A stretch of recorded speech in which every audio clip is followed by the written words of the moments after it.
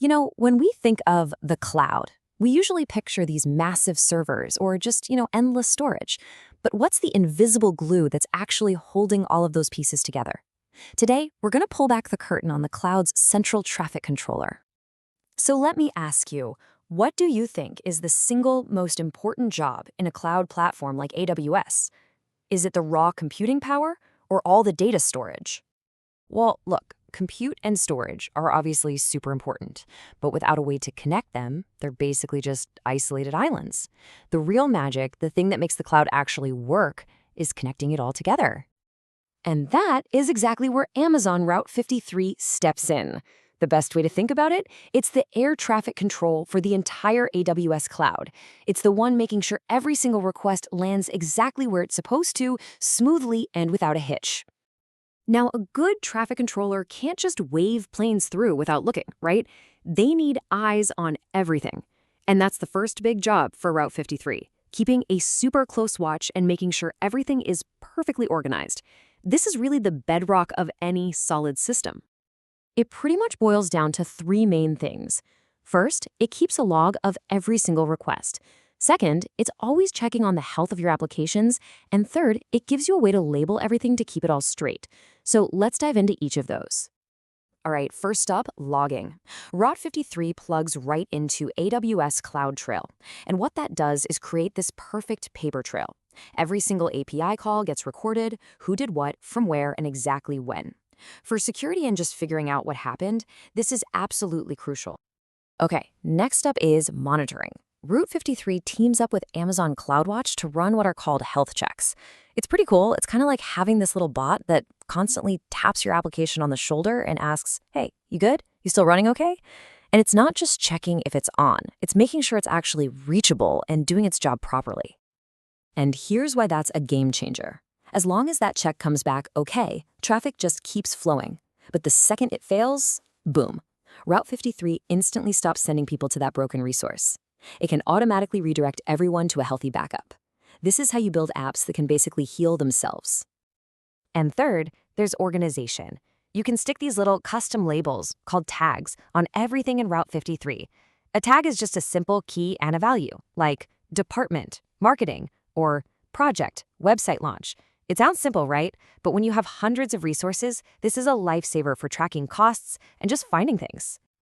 Okay, so we've got the logs, we've got the health checks, and everything's neatly organized.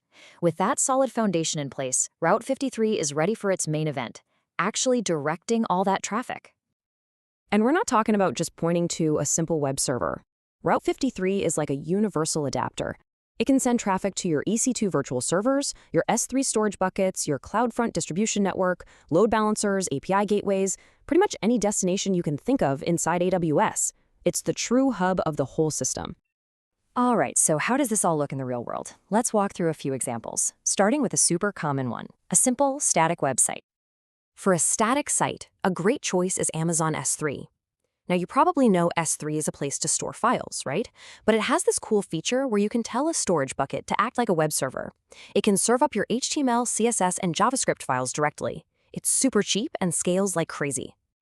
The process here is just so simple. A visitor types your domain into their browser, Route 53 catches that request, and just points them straight to the S3 bucket that's holding your website files. That's it. So clean, so efficient. Okay, that's great for a simple site. But what if your application is more complex? What if you need a database, or you're running some code on the back end? Let's check out a dynamic web app. In this case, you're probably going to use Amazon EC2. Think of an EC2 instance as your own private virtual server up in the cloud. It's like a blank slate where you can install and run whatever you want. A WordPress blog, a huge online store, you name it. So the first part is the same. A user goes to your domain, Route 53 grabs the request. But here's the difference. Instead of pointing to a storage bucket, it directs that user to the IP address of your EC2 server. And that server is what runs the code and serves up your application.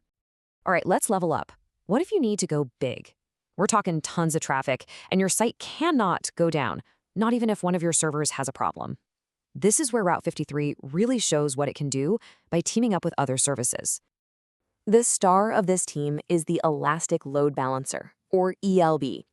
Its whole job is to stand in front of a group, a whole fleet of your EC2 servers. It catches all the incoming traffic and then smartly spreads it out across all of them, so no single server gets overwhelmed. So, check out the full picture. A user goes to your domain. Route 53 sends them not to one server, but to the load balancer. Then the load balancer looks at all your servers, finds one that's healthy and not too busy, and sends the user there. This is how you build something that can handle huge traffic spikes and stay online no matter what. So, when you step back and look at all this, you realize the story of Route 53 isn't really about DNS or domain names. It's about the incredible power of connection. If there's one thing to take away, it's this. Route 53 is so much more than just a phone book for the internet. Its real superpower is how deeply it's woven into the rest of AWS, letting it act as the master conductor for all your traffic. And I mean, that integration is a really big deal. We're talking about native, direct connections to more than 9 major AWS services. And every one of those connections opens up a whole new world of architectural possibilities. The things you can build are just endless. So that really just leaves one final thought. Now that you know there's this central traffic controller for the cloud, a tool that lets you connect pretty much anything to anything else, what are you going to build?